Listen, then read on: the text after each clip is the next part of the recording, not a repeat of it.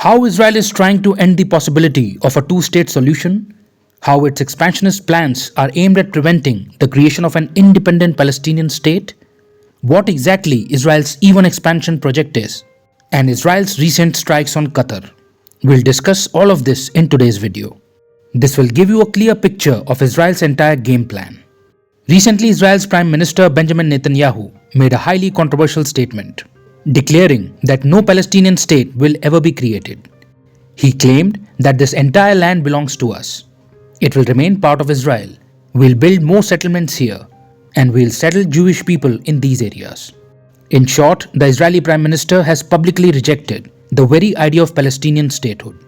He has openly dismissed the viability of a two-state solution. In his vision, there is no place for an independent Palestinian state. Instead, he wants to expand Israel further. If you observe carefully, all of Israel's policies seem aligned with this goal. For example, when talks were underway between the US and Iran over a nuclear deal, Israel carried out strikes on Iran, which led to the collapse of those peace talks. Now again, when Qatar, a neutral country, was mediating peace negotiations, Israel launched strikes inside Qatar, after which Qatar temporarily suspended ceasefire talks. So isn't it clear that Israel is deliberately trying to ensure that this conflict continues and peace does not prevail? Because only as long as the conflict goes on, Israel gets the opportunity to pursue its occupation plans. Clearly, Israel does not want a sovereign country to be created for the Palestinians. It doesn't want the two-state solution to be implemented. Countries around the world, including India, support the two-state solution. The United Nations and the European Union also hold the same stance. They believe that the ongoing conflict between Israel and Palestine should be resolved as soon as possible, and that two independent states should be established. Israel for the Jewish people and a new sovereign state, Palestine, for the Palestinians. Palestine would be formed by combining the West Bank and the Gaza Strip, with East Jerusalem as its capital. For this to happen, it is obvious that Israel would have to end its occupation of these areas.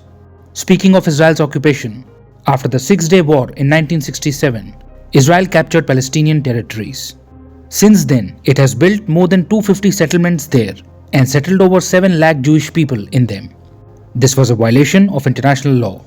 Israel has been occupying Palestinian territories since 1967. According to the two-state solution, Israel would have to return the occupied Palestinian territories and accept the pre-1967 borders. But Israel is not willing to do that. It does not want to return the Palestinian territories it has annexed. According to Israel, the creation of a Palestinian state would be an existential threat. If a Palestinian state were to exist, it would inevitably host Hamas, which Israel sees as a national security threat. This is why controlling Palestinian territories is strategically important for Israel.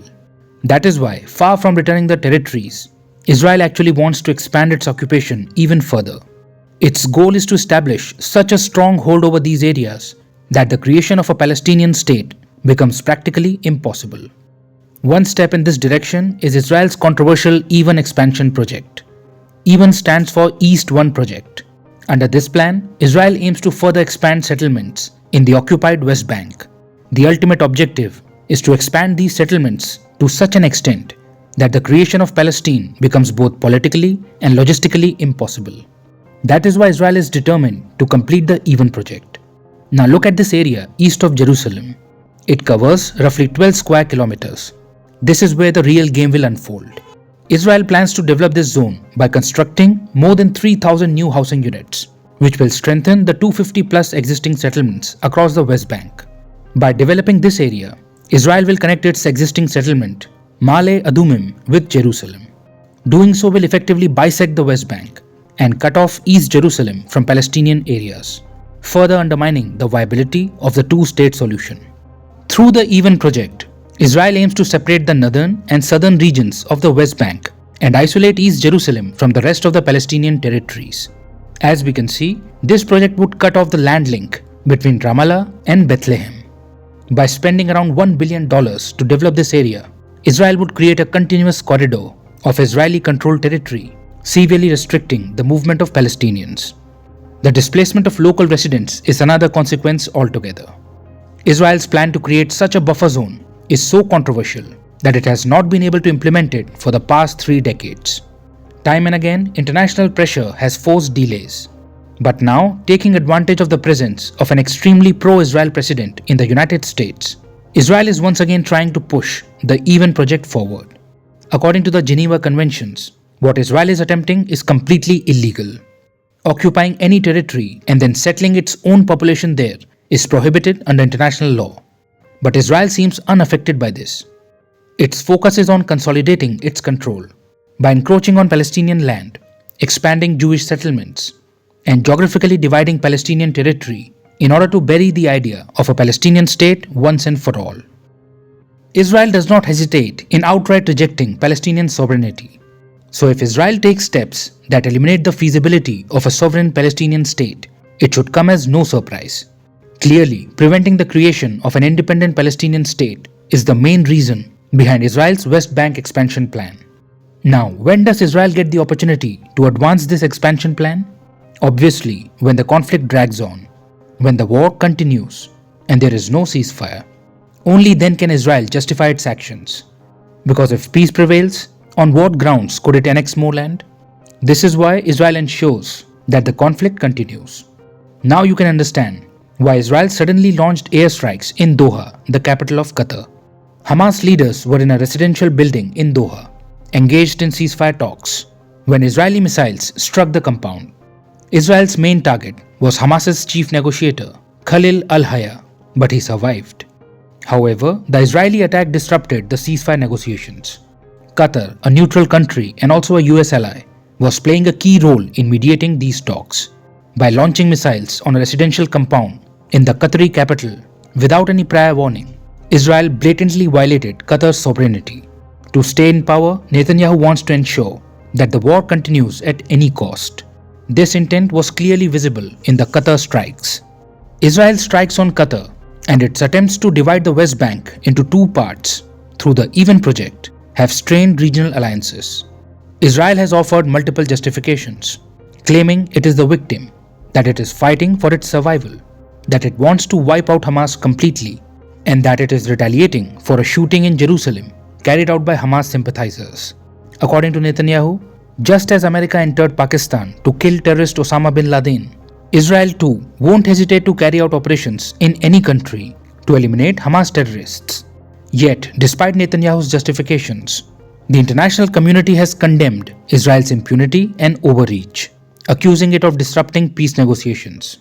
Israel's use of aggression to violate international norms, utter disregard for even the sovereignty of its allies for short-term gains, and the tendency to prioritizing military action over diplomacy is resulting in growing frustration worldwide.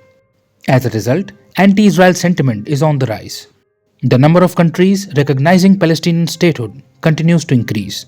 Recently, Spain, Ireland, and Norway formally recognized Palestine. Even Arab states that had normalized relations with Israel under the Abraham Accords have begun to openly criticize Israel. Global perceptions are starting to shift. The strikes on Qatar shocked everyone because unlike Iran, Syria, Palestine, Yemen, Iraq, or Lebanon, Qatar is not an adversarial state for Israel. Qatar is a neutral state and even a US ally. That is why many people saw this attack as a betrayal. Calls to diplomatically isolate Israel have been growing louder. The Abraham Accords too are beginning to show cracks as a result of Israel's actions. Israel's relentless efforts to undermine the two-state solution are also making it increasingly difficult for America to show open support for Israel. Qatar is a country that gifted a plane to US President Trump and has been cooperating diplomatically at multiple levels. Yet Netanyahu chose to violate its sovereignty and bomb the capital of a peace broker. Even the pro-Israel President Trump had to admit that he was unhappy with Israel's strikes on Qatar. Because of Israel's attempts to prolong the war, tensions in the Middle East are bound to rise. And for America, balancing alliances in the region will become increasingly difficult. Netanyahu, in his bid to consolidate power, is prioritizing territorial gains over peace, escalating the war, delaying peace, and putting the lives of hostages at greater risk. This is why Netanyahu's government is facing not only international condemnation, but also domestic backlash. 48 Israeli citizens remain under Hamas's captivity, and their families are frustrated with Netanyahu's endless war strategy. Meanwhile, Israeli society, already strained by economic pressures, is demanding de-escalation. It wouldn't be wrong to say that Netanyahu in testing the resilience of his own people just to remain in power, may ultimately be setting himself on a path of self destruction.